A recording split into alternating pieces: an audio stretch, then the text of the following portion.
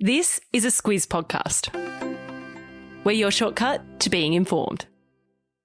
Squiz Kids! It's your daily news fix. Fun, free, fresh.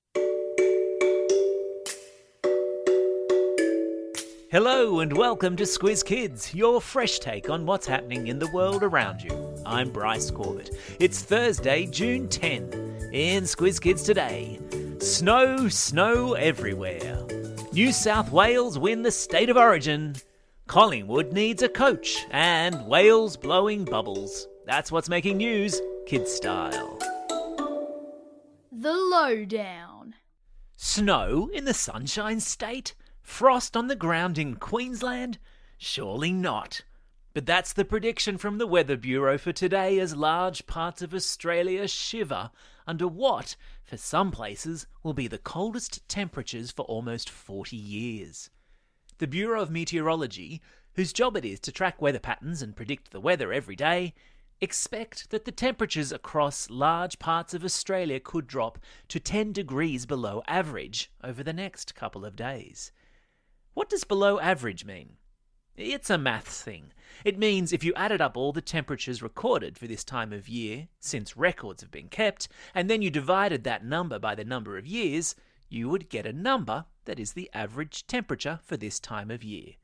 And right now, the mercury is sitting much lower than it normally would. So, look, yes, it's getting cold in here. There were huge dumps of snow in New South Wales and Victoria across the ski fields yesterday, with blizzard conditions predicted for today. Snow was falling too in Canberra and in country New South Wales towns including Orange, as a polar blast direct from Antarctica swept across southeastern Australia and made its way north. Safe to say, winter has well and truly arrived. Stay warm out there, people.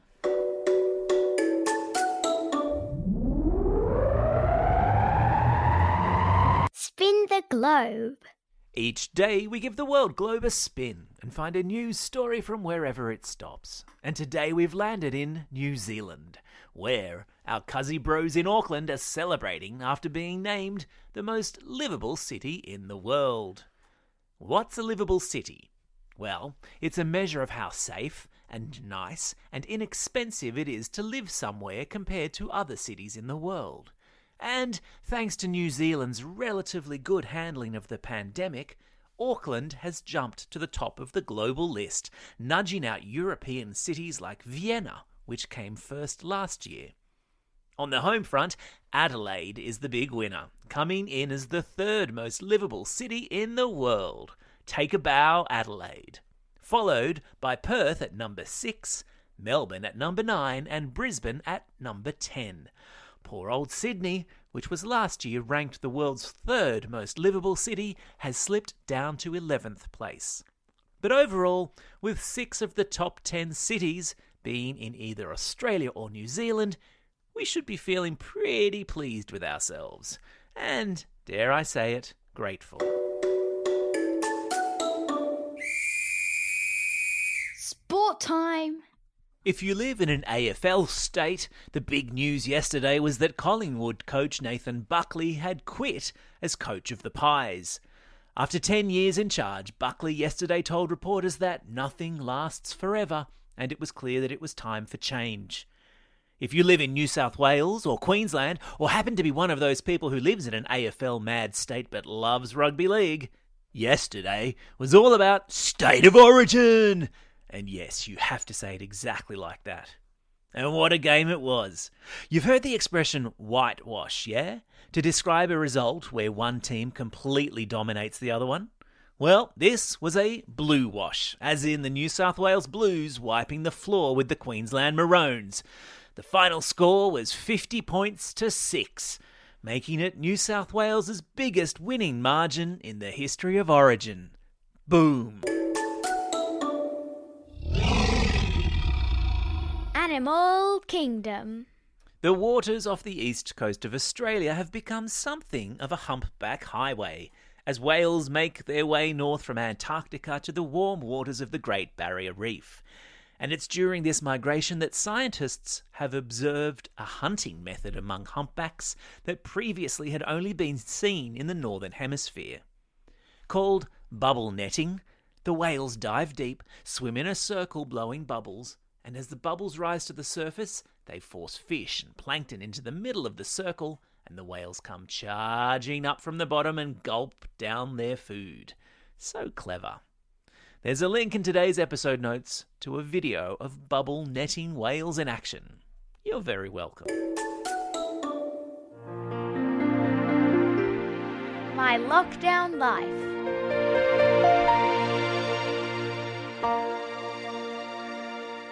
And it's back to school tomorrow for Melbourne kids, following news yesterday that some of the Stage 4 lockdown restrictions will be eased at midnight tonight.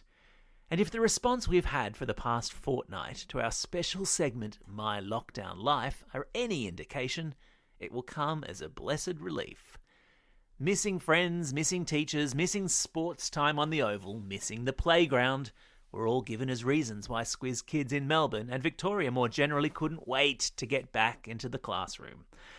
And then there's the issue of how other members of the family are coping with the lockdown too, as these contributions from Melbourne's Squiz Kids show.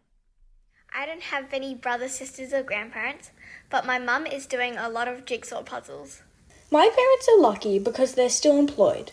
Since we're moving, they have lots to keep them busy. My parents are coping, well, not that good because we don't get to go to school and learn that much because I'm only getting two lessons a day. Okay, but particularly with Mum, she's a teacher and her children are very rowdy this year. So I overhear her on a meeting going, "Turn your microphone off, stop typing in the chat, can you please turn your virtual backgrounds off?"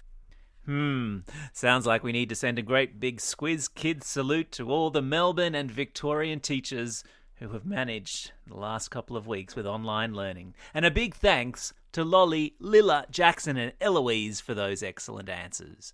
Don't forget, if you're in Melbourne and you want to share your lockdown life, simply record yourself answering the 5 questions in today's episode notes and send the audio file to squizkids@thesquiz.com.au. And tune in tomorrow to see if you've been featured in our special episode. Oh, and if you're near a TV tomorrow morning, tune into the Today Show where some of the My Lockdown Life contributors will be featured. Yep, Squiz Kids on the telly. We're totes excited. Time for the quiz. This is the part of the podcast where you get to test how well you've been listening. Question number 1. Which city in Australia has been ranked the 3rd most livable city in the world? That's right, it's Adelaide, or Radelaide, as the locals like to call it. Question number 2. Which team has AFL coach Nathan Buckley just stepped down from coaching? That's right, it's Collingwood. Question number 3. Which marine animals have been filmed bubble net feeding off the coast of Australia? You got it, they're humpback whales.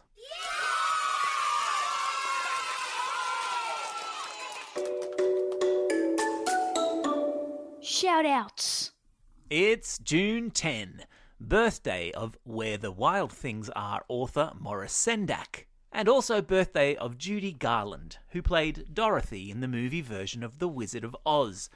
I've stuck a link to a famous song from that movie in today's episode notes. It's also a special day for these Squiz Kids celebrating a birthday today. Sarah from Bateman's Bay, Scarlett from Gosford East, Rose from Leichhardt, Alexis from Croydon Park, Ryan from Albany Hill, Eli from Tweed Heads, Alfie from Ferntree Gully, Claudia from Concord, Eva from Newcastle East, Maya from Como West, Arav from Erskineville, Albert from Double Bay, and Alexis from Croydon Park. And some belated birthday shout-outs to Brandon from Wallaroo, Frederick and Isaac from Mount Eliza, and Jenna from Albury. And today's classroom shout-outs go to Miss Wade's Year 5-6 class at Trinity School, Class 5B at North Ryde Public School, Mr. Doran's 4H class at St Mary's in Swan Hill, Mrs. Fordyce and Mrs. Vella's classes at St Brendan's Catholic Primary School in Mackay, and Class 3-4M with Miss Colwill at Temora West Public School. Don't forget, if you've got a birthday coming up and you want a shout-out, or if you're after a classroom shout-out, drop us a line at squizkids@thesquiz.com.au. Well, that's all we have time for today. Thanks for listening to Squiz Kids. We'll be back again tomorrow. In the meantime, get out there and have a most excellent day. Over and out. Squiz Kids is proudly supported by the Judith Neilson Institute for Journalism and Ideas.